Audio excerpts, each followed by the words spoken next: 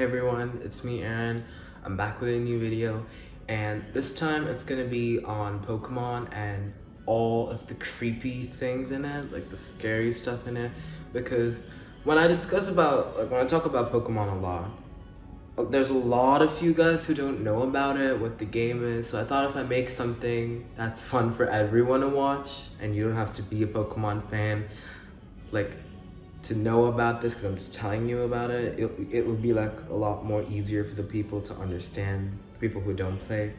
Oh, and by the way, in most of like my previous videos, a lot of you people on and off the channel were telling me that there was a noise in the background, and yeah, that was actually my AC, because my room is a really small one, so the AC basically echoes across the entire room. Plus it's a general AC, so the noise it makes is like really, really loud. But I hope it's clear for you guys now and that you can listen to it really clearly. I hope that's at least one issue solved. And yeah, let's get into the video. Okay, so the first thing I'm gonna talk about that's a really scary thing in Pokemon is called the Lavender Town syndrome. So in the very first Pokemon games, Pokemon Red, Green, I think, yeah, just those two, you would reach this place called Lavender Town, and it's a town of like where you go and bury dead Pokemon. They have a place called the Pokemon Tower where you go to pay your respects to dead Pokemon that you've lost and stuff like that.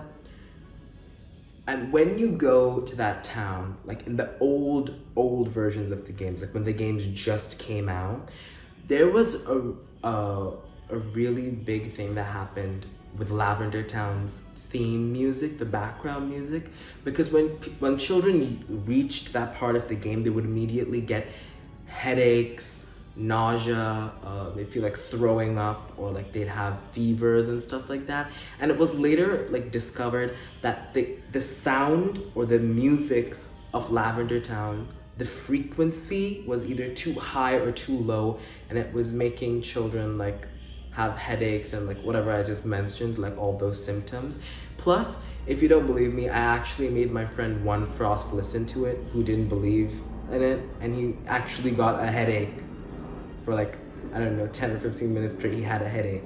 I'm not joking. And that's really about it, because, and if you were like one of those lucky people with that version of the game, they would actually take that version back and give you a brand new version of the game without it and stuff. You wouldn't have to pay or anything, so you wouldn't have constant seizures every time you went to Lavender Town for something. Okay, so that's the first thing. The second thing is I'm going to go into the history of the Ghost Girl. The Ghost Girl is a recurring character throughout most of the mainline Pokemon games, and the first game you see her in is in Pokemon Black and Pokemon White. You meet her on the Marvelous Bridge that connects Nimbasa City to either Black City or the White Forest, depending on which game you play. And while you're cycling on the bridge, you'll see this girl standing there. So when you cycle close enough or walk close enough to her, she immediately disappears. And even the NPC, the other character standing next to her, is like, what happened? Where did that girl go to? Her sprite literally vanishes off of the screen.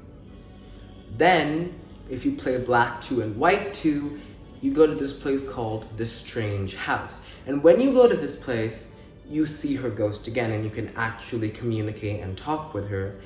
And she says a couple of lines: a never-ending darkness, a never-ending nightmare, Mom, Dad, Abra, where are you? That's the first line she says. Then the second part of her conversation with you is that she was telling you that she tried to tell her dad not to leave her. Because the thing is, this ghost girl actually died because she got hit by Darkrai's signature move called Dark Void. That puts the user into a very deep coma or a sleep where they have constant and endless dark nightmares.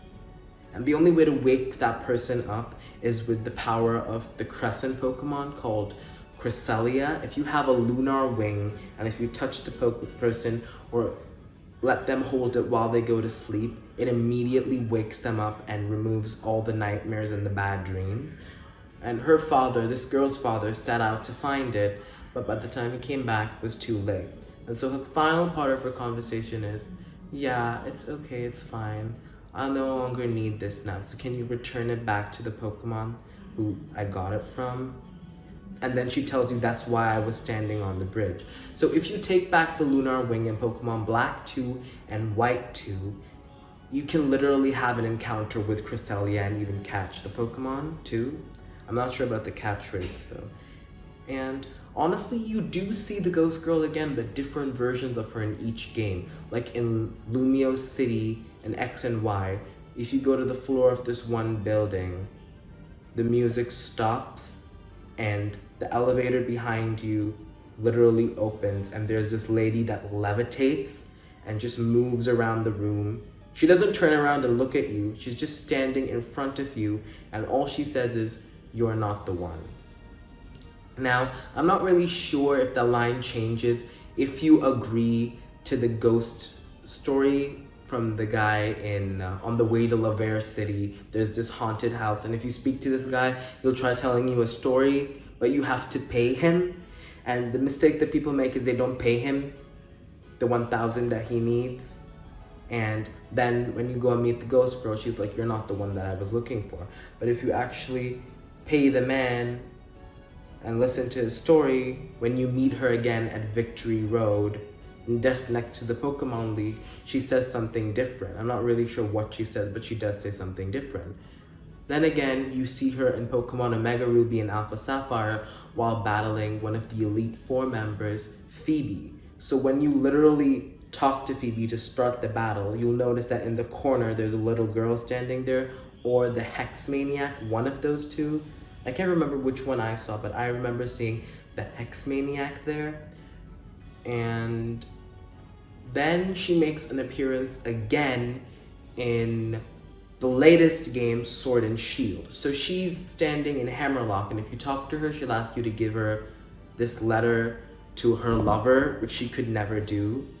So when you go to Balonlea, where her lover lives, you and talk to this guy, he's like, "Oh, this is from my best friend Paula." And then he explains to you that Paula was really ill when she was sick and she never told Frank. And then they got into an argument and Paula left and never came back. But in reality, she actually got very sick and died, and she could never tell Frank how she felt. So then he asks you, "How is she?" And you say, "Yeah, she's fine." And immediately when you go back to Hammerlock, exactly where she was standing, she'll leave you a letter saying, "Thank you, now my soul can rest in peace." So there's a lot of appearances where the Ghost Girl makes, and it's a lot of emotional stuff, I guess. And yeah, that is really a lot to take in. And another thing is that one of the biggest things in the original games in Pokemon was that you killed your rival's Pokemon. Now again, in the game you can technically battle random NPCs, rivals, and your Pokemon don't die because you can take them to a Pokemon Center and heal them. But when you battle your rival Gary or Blue, whatever you decide to name him, on the SS Anne, a boat moving on the ocean with absolutely no medical facilities, his Raticate apparently dies. And when you go to Lavender Town Pokemon Tower, he's there on one of the top floors, I think. And when you talk to him, he'll be like, why are you here? Did one of your Pokemon die? Which makes it even more obvious that you, as his rival, the main character of the game, killed his Raticate. I mean, Nintendo never confirmed it, and the guy who made Pokemon never confirmed it either, but it's still really creepy to think about that you killed that guy's Pokemon for real. Not they just fainted, you took them to the Pokemon Center, healed them, and brought them back. You actually killed his Pokemon. That used to give me nightmares when I was a kid. Such big nightmares. Anyway, I think that's really all for this video, and if there's anything I left out, I'll actually try to make a second sequel to this, a second video on all scary things in Pokemon.